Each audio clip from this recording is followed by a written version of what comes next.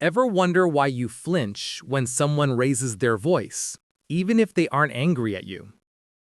Ever wonder why you replay every single conversation in your head, analyzing it for mistakes, for tonal shifts, for the real meaning behind the words, like it's a Netflix episode you starred in but hated?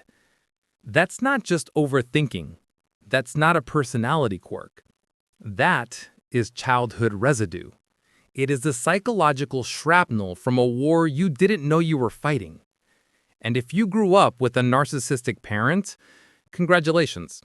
You are a graduate of an invisible boot camp. You've been carrying around a set of highly specialized survival skills that the rest of the world either envies, fears, or flat out misunderstands. These aren't traits. These are weapons, forged in chaos. These weapons shape how you trust, how you love, and how you survive in this chaotic circus called life. But here's the problem.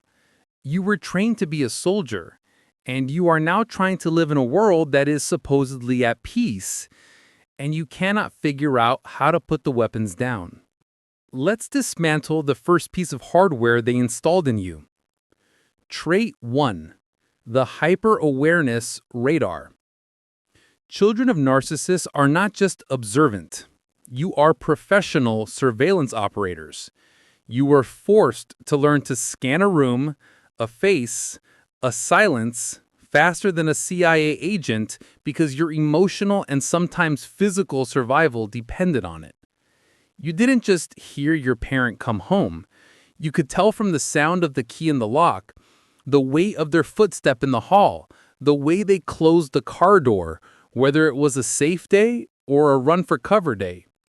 You were forced to become a master of micro-expressions, a flicker in an eye, a slight tightening of the jaw, a shift in breathing.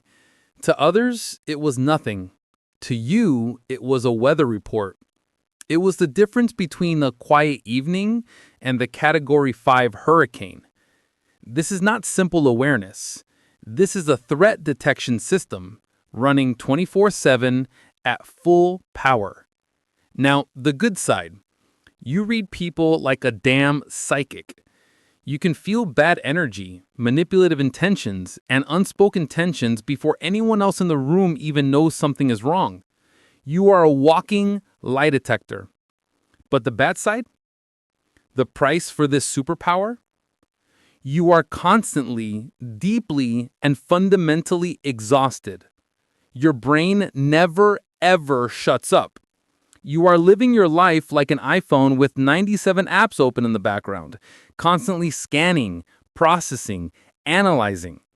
You are burning 80% of your daily battery life on people and situations that don't even matter because the off switch to your radar simply does not exist. You sit at a relaxed dinner with friends, but you're not relaxed. You're tracking 3 different conversations. You're noticing the friend who is smiling but whose eyes look sad. You're sensing the tension between the couple across the table. You are a sponge for everyone else's unexpressed emotions. And by the end of the night, you feel like you've run a marathon. And here's the savage twist. The price of safety you paid as a child is your peace as an adult. The very thing that drained you, the very system you were forced to build just to stay sane, now makes you almost impossible to manipulate. You sniff out lies, fake kindness, and backhanded compliments like a bloodhound. People would try to gaslight you, and your internal radar will just scream, mismatch. They will call you paranoid, but you know the truth. That's not paranoia. That's a superpower. That is the armor you earned. But this brings us to the fundamental flaw in the system. The radar is just that. It's a radar. It is a passive defensive system. It is the most advanced warning system on the planet, but it has no weapons. It can only tell you the missile is coming. It cannot stop the impact. So what happens when the alarm bells go off? What happens when your radar detects that familiar, incoming threat? A manipulative boss, a new partner who seems too perfect, A friend who suddenly feels dangerous. Seeing the threat is not the same as surviving it. What about the armor? What about the offensive capabilities? What happens when you are forced to act?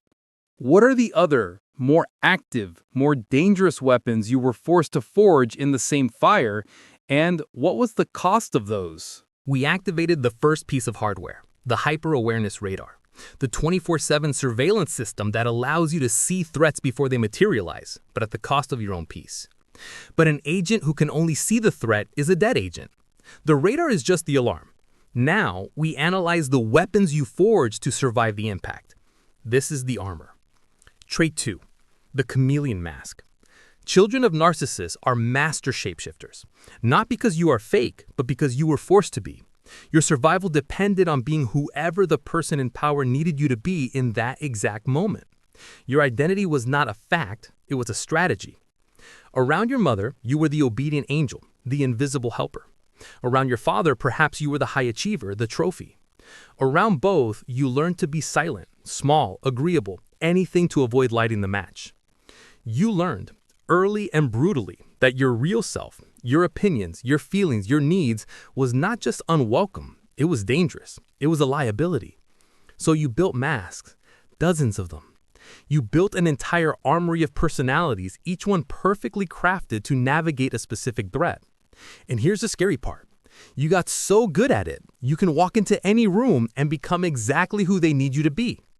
This gives you an insane, almost terrifying adaptability. You can walk into any social circle, a boardroom, a back alley bar, a church choir, a nightclub, and within 10 minutes, you fit in.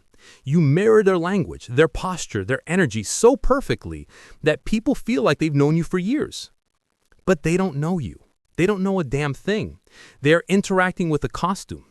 And the downside? The devastating opportunity cost of this skill is you sometimes stare in the mirror and have absolutely no idea who the hell you are when nobody is watching. You spent a lifetime paying the emotional debt of your authenticity in exchange for their temporary comfort. You are a ghost in your own life. And you will catch yourself, even now, as a successful adult, people-pleasing. You will feel yourself bending, adjusting, shrinking just to keep everyone else in the room comfortable. You could win an Oscar for pretending to be fine while your brain is staging World War III. The real you is buried under 20 years of armor. But this social armor wasn't enough. The narcissist world is built on chaos, and you can't just blend into chaos. You have to overcome it. This led to the final, most powerful, and most destructive piece of your arsenal. Trait 3, the fortress of achievement. This isn't just a survival work ethic. This is a scorched earth, take no prisoners, insomnia-fueled hustle to build a life so successful, so independent, so bulletproof that they can never ever hurt you again. Your emotional survival as a child depended on your performance. Failure wasn't an option, because failure meant ridicule, contempt, or terrifying narcissistic rage. Rest wasn't an option, because rest was laziness. Showing weakness? Forget it. Weakness was blood in the water. So you became a grinder, a perfectionist, a hustler with insomnia. The upside is that you will outwork anyone. You will push through exhaustion that would cripple a normal person. You will outlast your competitors. You will build skills, empires, and resumes that most people can only dream of. Why?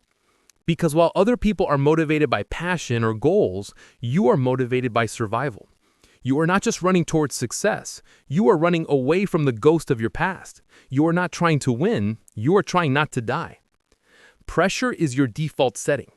The world's chaos feels like home turf. But the downside, the terrible, tragic price of peace, is that you don't know when to stop. You treat burnout like a personal failing. You have built a fortress of success, but you are a prisoner inside it. You have trophies, but you have no peace. So let's review the arsenal. A radar that never sleeps. A mask for every occasion. A fortress built from your own exhaustion. If you grew up with a narcissistic parent, you walk away carrying these 3 traits. Each one can destroy you, or it can build you into someone untouchable. It all depends on whether you let your past chain you, or whether you finally weaponize it. And here's the truth no one tells you. You didn't just survive narcissistic parents. You graduated from psychological hell with a PhD in human dynamics. You are not broken, you are forged. This is the blade of sovereignty. It's the moment you stop using these tools for their approval or for survival and you start using them for you. You use the radar not to anxiously scan a room, but to filter it, to instantly identify who is worthy of your energy and who is not. You use the chameleon skill not to hide yourself, but to connect, to build rapport and empathy with good people. And you use that fortress building work ethic not to chase external validation, but to build a life of genuine peace. So next time someone underestimates you, let them. Remember this: you grew up in a battlefield. The rest of life is just a playground. You don't have to waste your energy proving you're enough. You already proved it by existing. So now go scare people with how strong you turned out to be.